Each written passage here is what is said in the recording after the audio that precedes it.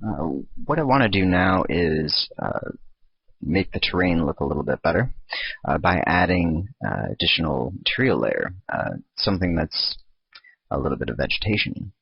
So kind of adding a bit of grass, and we can either control it with the environment tab in the material editor, or we can paint in exactly where we want that vegetation to show. And I think painting it in might be one of the best ways to go about it.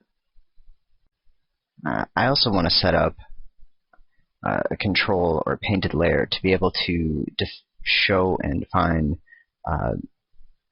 basically to edit the rock material that's currently on here so that it looks like it's wet rather than looking dry throughout. Now, I don't want to lose my current material on the procedural terrain, so I'm going to copy and paste the procedural terrain, edit the object. Probably should have reset the material first, but it shouldn't matter because I haven't painted on it since I changed the material. It is going to take a little longer to load because of that higher pixel count, so we'll just let that load up. And now I'm going to convert this over to a standard terrain, and we're going to use this as our painter terrain. So this is what we're going to be using to create our material layers, and then we're just going to set up the alphas on the materials manually, which is really quite simple and very quick, just so there's no interference, and we can save out the texture maps, because I have noticed with the texture maps being completely incorporated, most of my corrupted files involve painted terrains in the scene, along with a mix of camera projections, so just trying to avoid that. So first thing I'm going to do is click OK, and we're going to reset the material. Just to make sure there's no duplication or problems, I'm going to copy and paste the terrain and delete the other one. So this is going to be our paint terrain, so we're going to rename it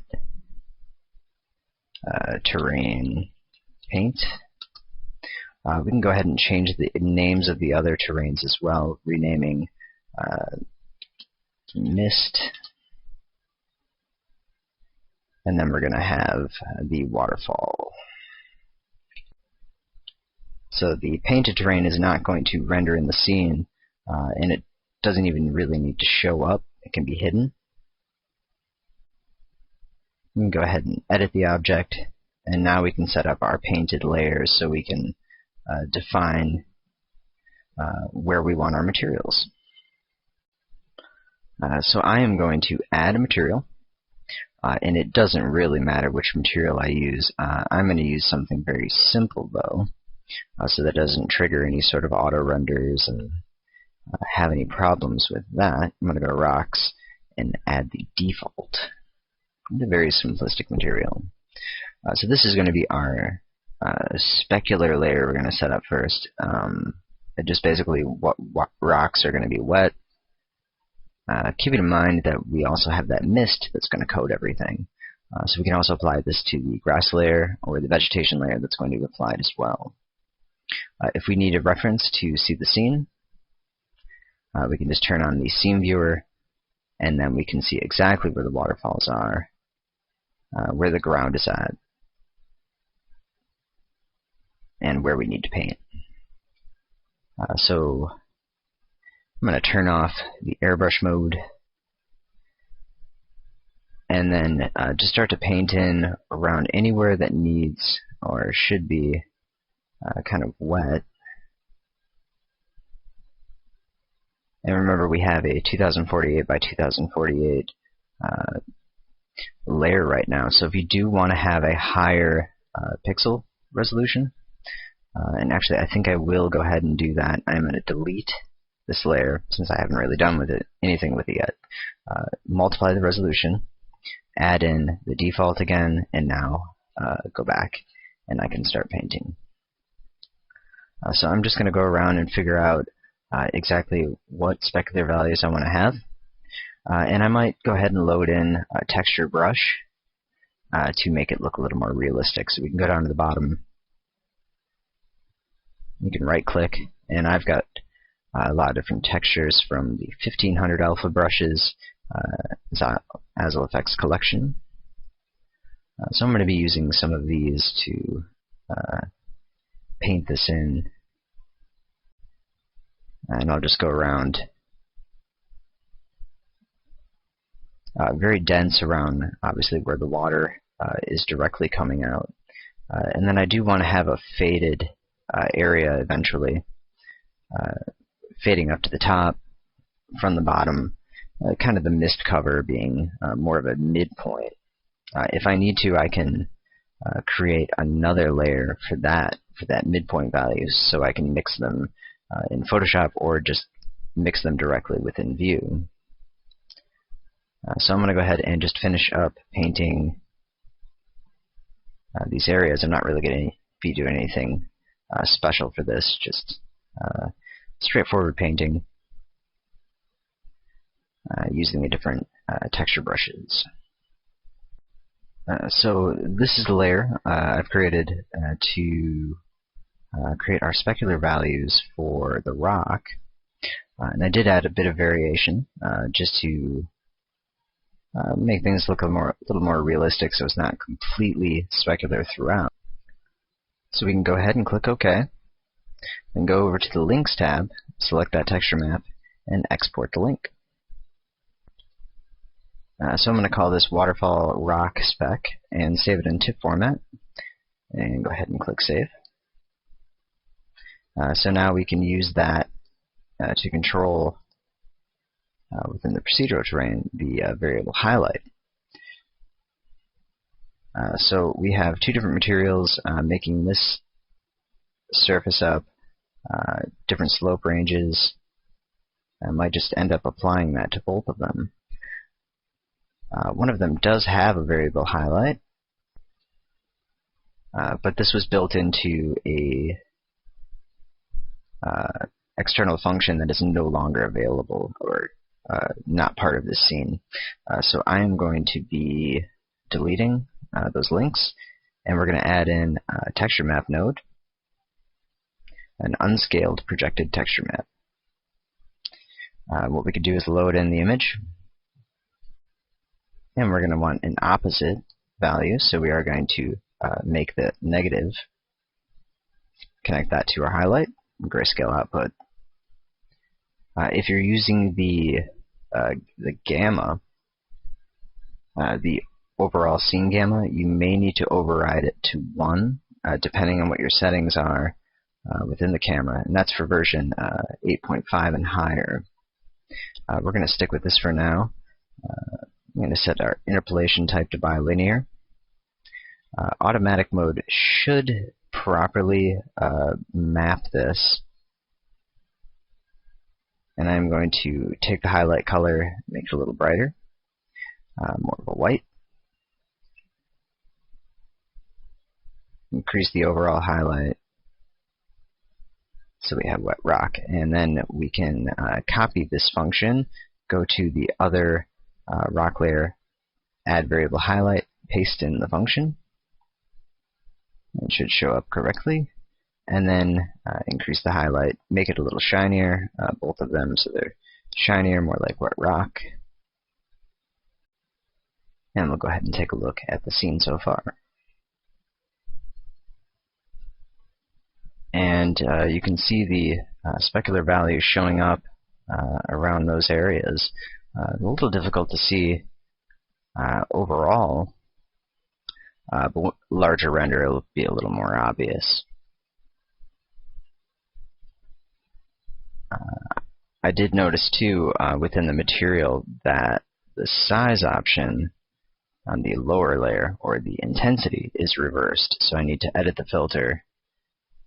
I'm going to flip that around, or you can right click and reset it, which might be why everything looked a little too bright with the highlights. So it should look a little better now with that set correctly. Another thing to keep in mind when you're working with the highlights, is the specular values are part of the sun, and having the sunlight or any direct light shining on it. With the scene balance right now for the lighting, it is mostly set towards ambient, which is at around 21% ambient.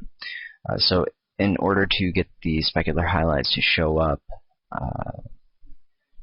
a bit more, I'm going to increase the light balance, and if the shadows are too intense, we can just open up the sunlight, go to shadows, and reduce the shadow output a little.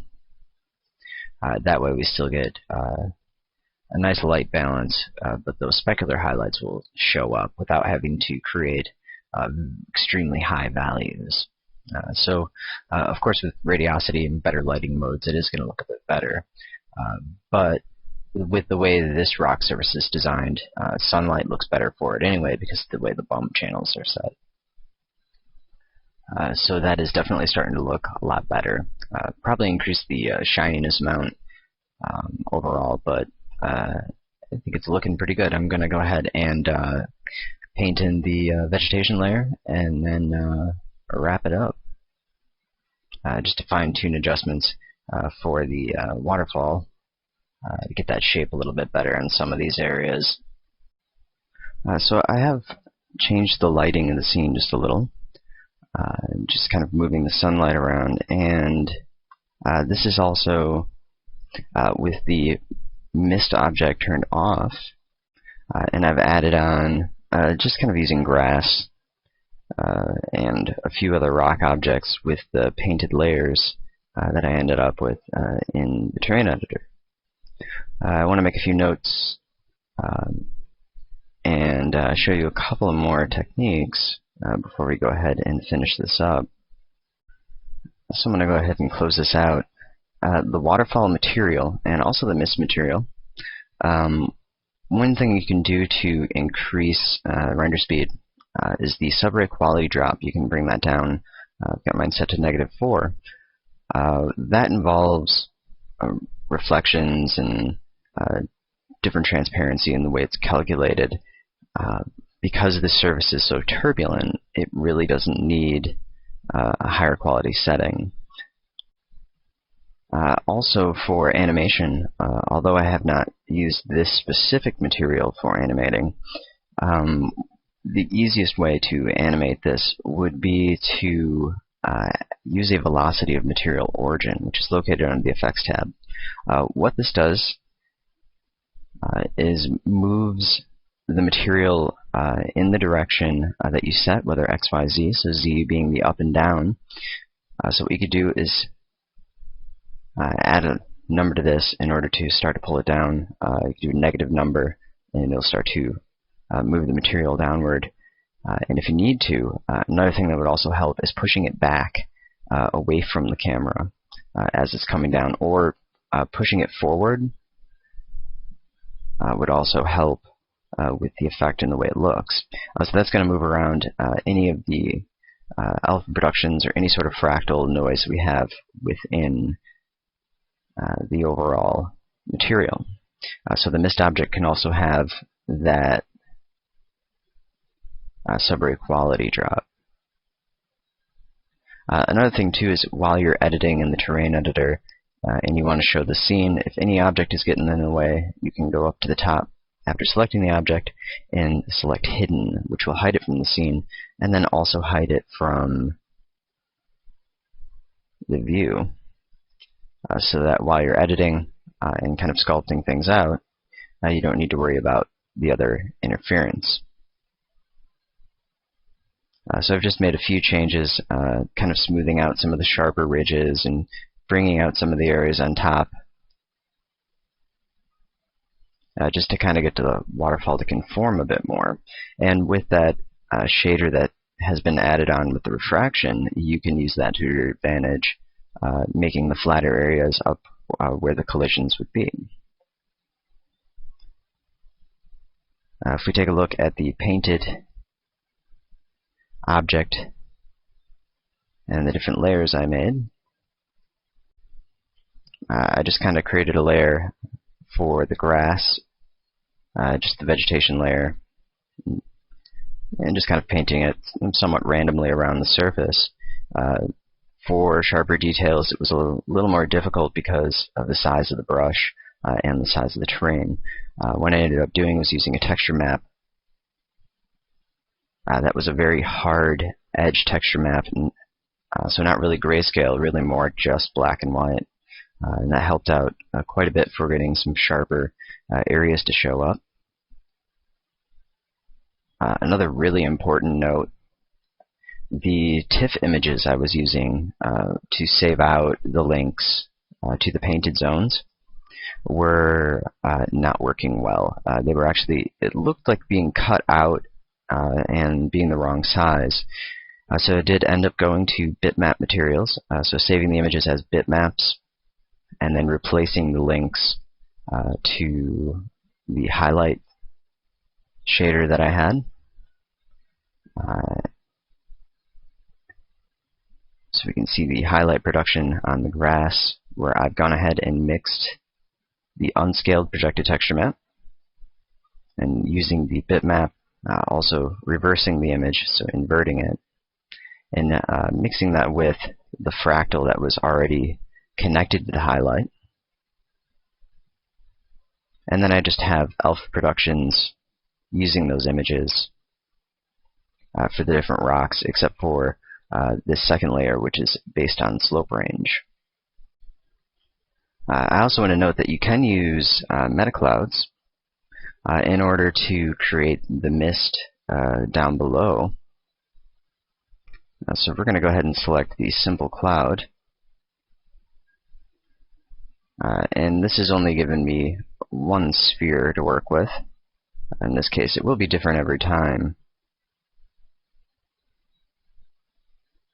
Go to the material, and what we can do is decrease the density of the material or the object to make it more transparent, more like a mist.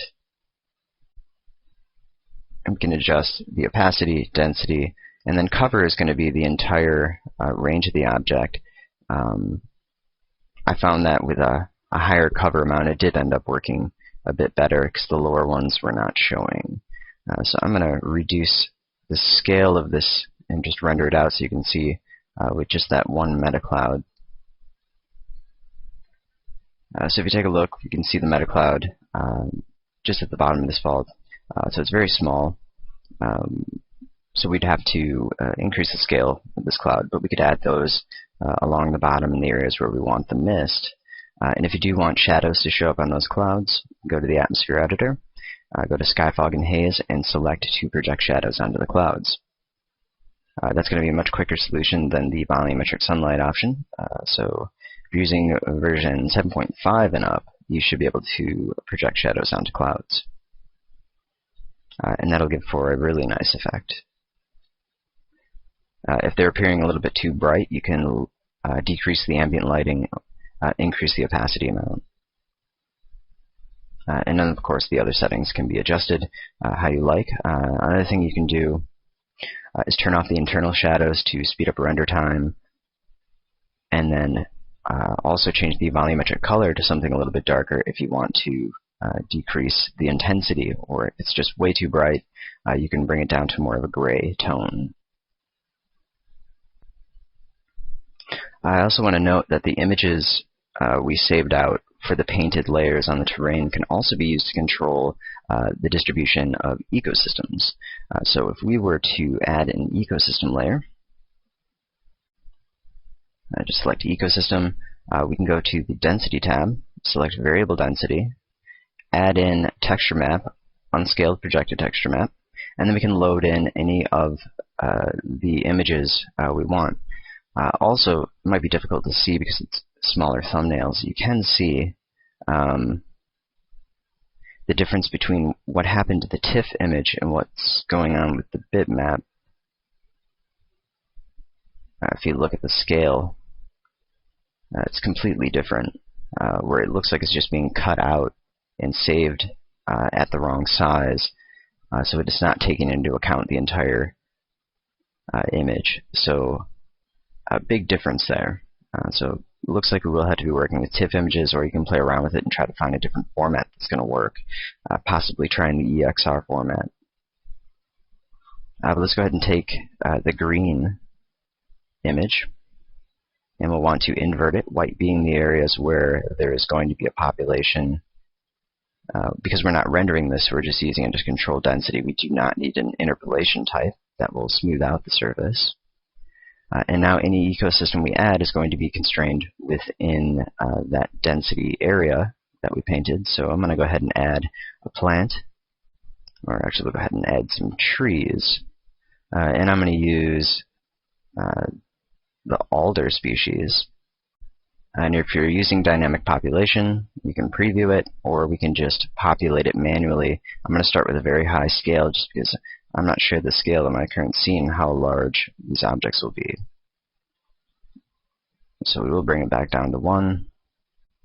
And we can start to see the objects showing. Because I do have decay near foreign objects turned on, it is going to subtract a lot of that.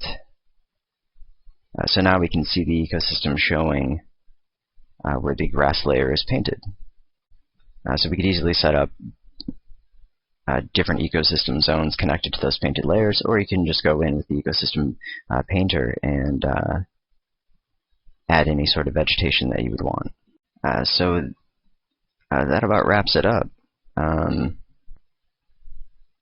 Everything else from here is just kind of tweaking the lighting and the different objects for the waterfall to get them to work a little bit better. So I hope you learned a few things from this, and you'll find it useful. All the scene files and materials are included with the training, so if you have version 8.4 or higher, you should be able to load those in no problem. I'll also include the painted images, which may be incorporated within the scene, but depending on the size, I should be able to save them out separately. If they are bitmaps, they will be a little bit larger at their scale, so they might be downsized.